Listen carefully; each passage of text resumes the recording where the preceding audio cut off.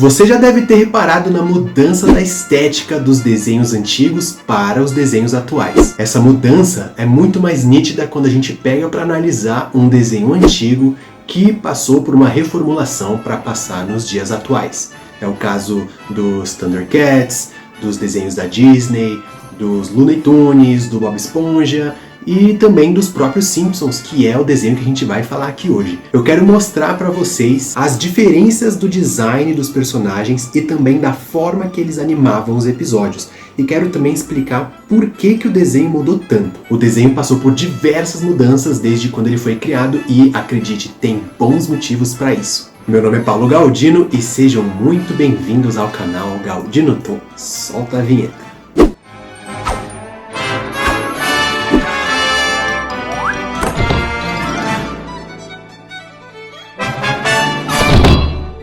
Vamos começar pegando a cena de abertura dos Simpsons, e eu quero pegar especificamente essa cena aqui da Marge. Olha como o cabelo dela se move loucamente quando ela se vira, né? Quando ela mexe a cabeça. Na animação, chamamos isso de follow through. É quando um objeto secundário está ligado ao objeto principal e ele continua se movendo após o objeto principal terminar de se mover. A gente consegue observar isso muito bem em personagens de cabelo comprido. Olha só meu cabelo, por exemplo, como ele se mexe. E observe também como nessa animação tudo é bem borrachudo. Olha só a sacola, por exemplo. Olha como ela se movimenta bem. Isso também tem um nome.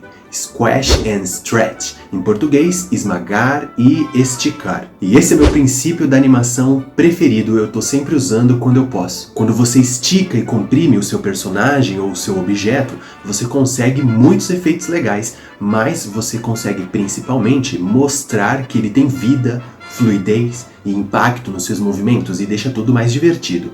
Isso ajuda a manter a sua animação mais expressiva, né? Agora, olha só o que acontece quando a gente pega a mesma cena dessa abertura, mas feita mais atualmente. Você consegue entender o que aconteceu? Olha como todos os efeitos de animação foram reduzidos. Tá muito simples, simples demais. Os efeitos foram todos embora. Não expressão nos movimentos. Fica até sem graça, né? Quando você para analisar de forma técnica. Até a sacola ficou menos expressiva. E existe um bom motivo para isso, que é simplificar para agilizar. Os estúdios, a indústria, exigem mais episódios em menos tempo. E se você tem menos tempo para produzir, não dá para ficar aplicando movimentações excessivas nos seus objetos e nos seus personagens. Repare que na versão antiga, a Marge mexe os braços para pegar impulso para virar. Olha como ela muda a expressão facial. E esse movimento é feito em mais de 40 frames, enquanto na versão mais atual são apenas 5 frames dela virando o rosto. Mas claro, eu não vou julgar os animadores, né? Muito menos falar que eles são ruins, até porque eles são muito melhores do que eu e têm muito mais experiência. Mas eu vou dizer que a animação antiga é no mínimo mais interessante e mais divertida. Agora que a gente já falou sobre a animação, vamos falar sobre o design dos personagens e da estética deles. Se você acha que a animação mudou muito, meu amigo, o design de personagens mudou muito mais. Olha só como eram os personagens quando eles apareceram na televisão pela primeira vez.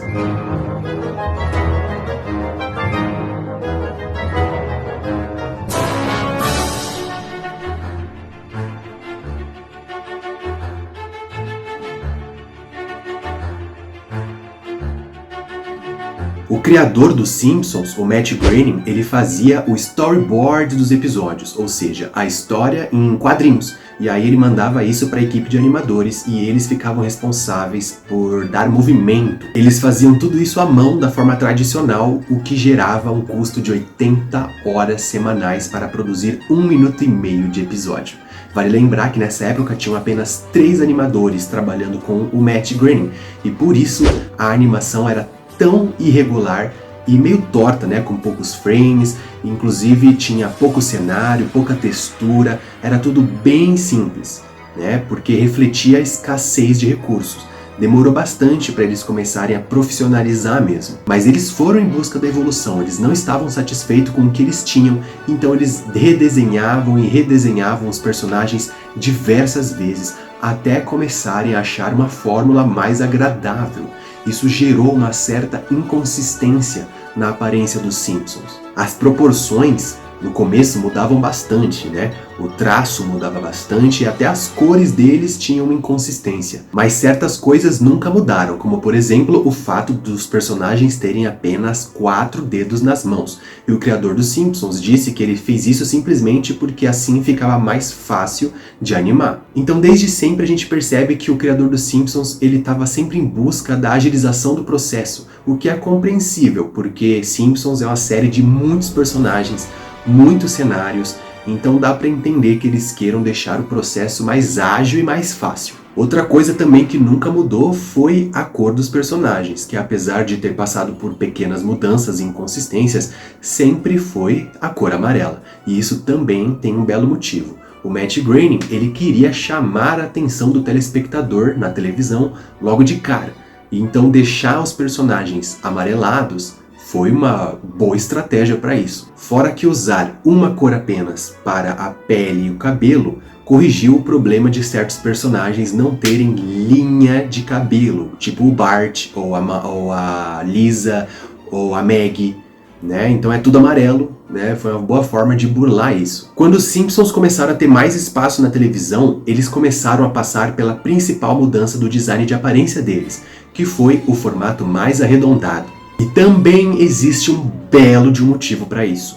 Na animação existe uma coisa chamada model sheet. Não é model sheet, é model sheet, S-H-E-E-T. Ou em português, ficha modelo, que nada mais é do que um documento que mostra toda a anatomia dos personagens e como eles devem ser desenhados em todos os ângulos. Isso vai padronizar a aparência dos personagens nas animações, nos jogos ou nas histórias em quadrinhos.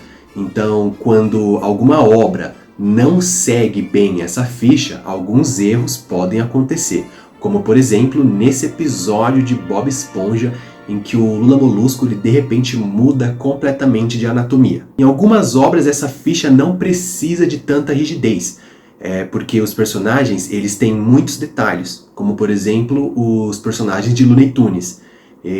Se eles derem uma leve distorcida, não vai fazer muita diferença. Agora, se você pega qualquer detalhezinho de algum personagem dos Simpsons e distorce esse detalhe, você vai ver que ele vai mudar completamente, vai fazer muita diferença. Olha só, por exemplo, na temporada de 3 a 5 que aconteceu, onde as pupilas dos personagens acidentalmente ficaram maiores. Isso mudou completamente a estética deles. Então, desde que os Simpsons começaram a ter mais presença na televisão, eles passaram a ter essa aparência mais arredondada, ou a ficha modelo deles teve que ser seguida com muita rigidez. No início do desenho tudo era perfeito, a aparência dos personagens era bem agradável e os animadores eles trabalhavam com muitos frames por segundo. Isso é, eles desenhavam os movimentos com muitos quadros. Então era tudo muito fluido, divertido e agradável de assistir. E esse é um dos motivos pelas primeiras temporadas dos Simpsons serem as preferidas dos fãs. Mas conforme o tempo passava, eles foram limitando a expressividade dos personagens nas movimentações.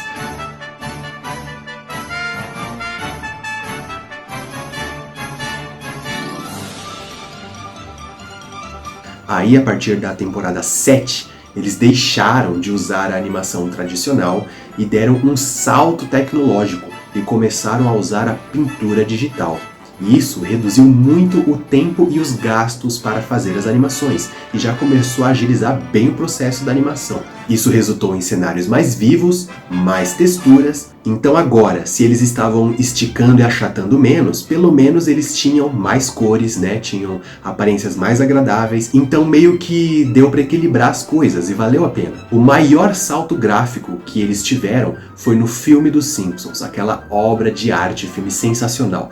Nesse filme, eles mandaram ver em tudo. Na animação, nas cores, nas texturas, nas camadas de luz e sombra principalmente. E também no enredo, na movimentação de câmeras e tudo mais.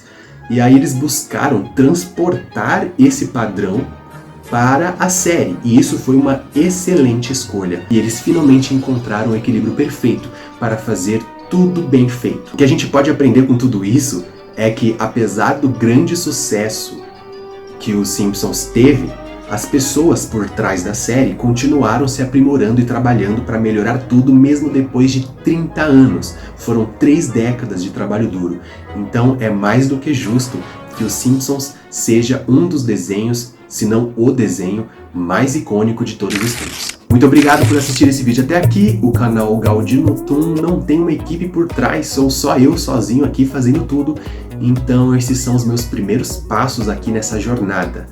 Então eu ia ficar muito feliz e muito grato se você curtisse esse vídeo, compartilhasse com seus amigos, comentasse aqui e me ajudasse a engajar esse projeto pra gente falar de animação de forma técnica e legal. Então compartilha nas suas redes, faz seus amigos terem acesso ao meu conteúdo. Isso vai ser muito bom. Aqui na descrição desse vídeo eu vou deixar os meus perfis no Instagram, onde eu compartilho o meu trabalho e os meus estudos de animação, beleza? Tamo junto, eu sou Paulo Galdino e vocês estão no Galdino Toon.